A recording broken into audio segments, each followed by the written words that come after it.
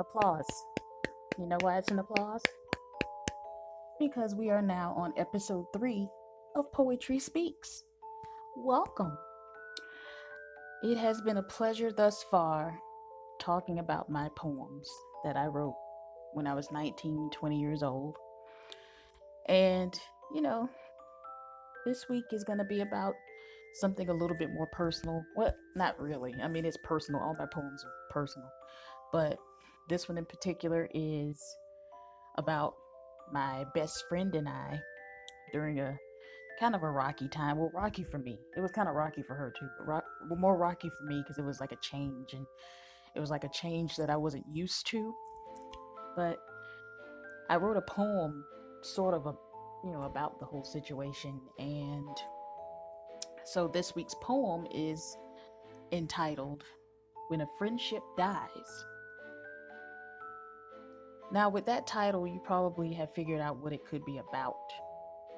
I mean, some people would assume that it's about our friendship no longer existing. Pardon that noise if you just heard it. That was my phone going off. I hate when I get distracted while I'm talking. If you didn't hear it, ignore what I just said.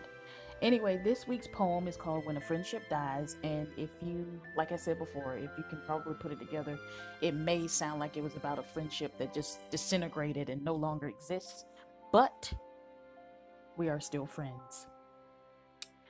And we have been friends for, goodness gracious, 22 years.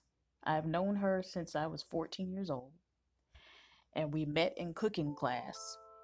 And I specifically always remember this because, or she always remembers it too. It was like we were creating our groups.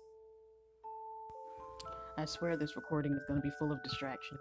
Anyway, we met in cooking class, and the way I remember it is that she tapped me on my shoulder because we were picking groups for a cooking class, and she tapped me on the shoulder, and I turned around and she asked if she could join our group. And I remember turning to my other friend, Neosha, and I was like, "Oh, she wants to join our group. Is that okay?" And she said, "Yeah." So I turned around and I looked back at my friend, and I'm like, "Sure." So she joined our group, and from then on, it's how we became close friends after that. Like, we talked almost every day, we hung out, blah, blah, blah.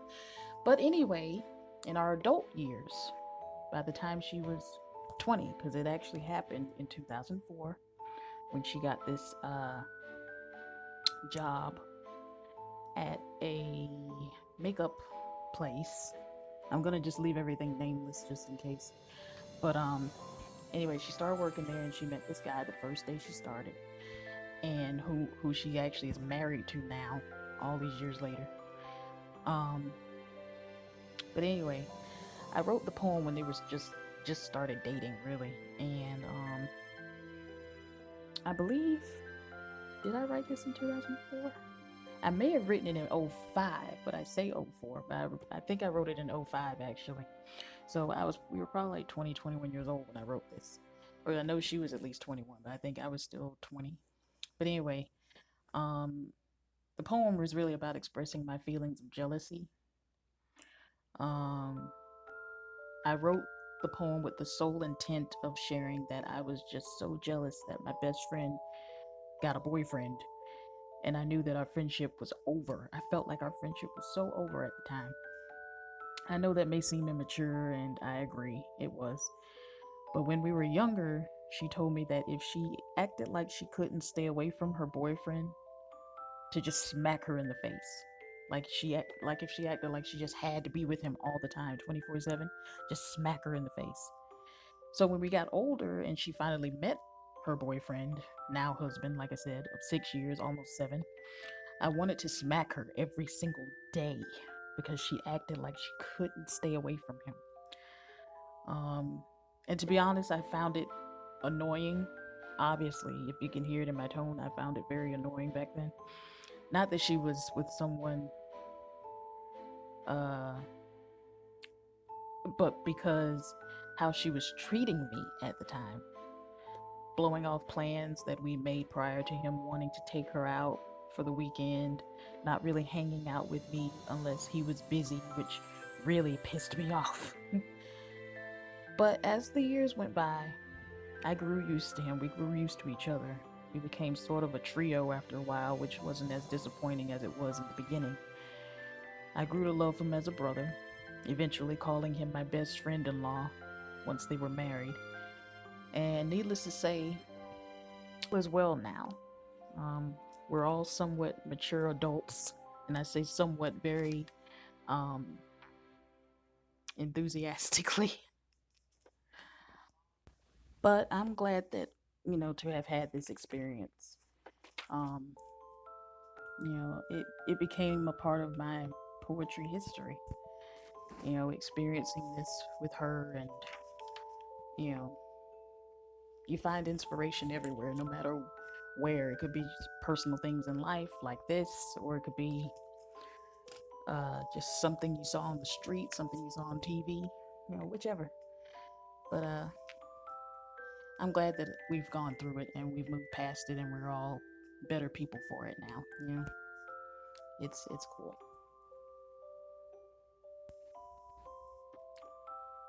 This poem is called When a Friendship Dies. Someone will end this ship of friends who pass along the wind and rain. Hurt begins when there is pain. Nothing should stand the test of time to end this ship of friends. Why do we fight? Why do we scream? Feels like an annoying dream. How long will it last before someone ends this ship of friends? And there you have it. Thank you for tuning in for this week's Poetry Speaks. I have been your lovely narrator, Katrina R. Lipolis. Tune in next week for poem number 4, which will be a pretty deep one. I won't say what the title is, but it's a pretty deep poem. And I hope that you all will enjoy it as you may have enjoyed this episode.